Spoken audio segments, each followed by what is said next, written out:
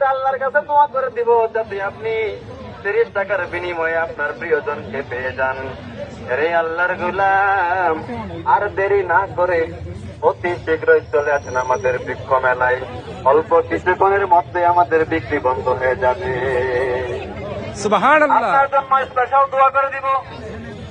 আপনার জন্য দোয়া করবে যে আপনার প্রিয়জন একটি গাছের মাধ্যমে আপনার আপন হয়ে যায়। একটি গাছের মাধ্যমে আপনার ভাই ভালো আছেন? বন্ধনে আবদ্ধ হয়ে যাবে।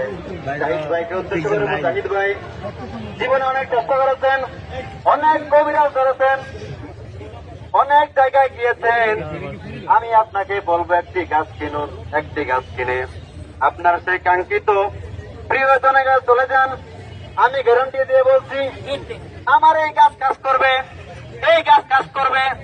এই গাছ নিয়ে আপনি যদি আপনার প্রিয়জনকে দেন, ইনশাআল্লাহ আপনার প্রিয়জন আপনার কাছে আসতে বাধ্য হবে। চিল্লায় কণ্ঠে কিনা?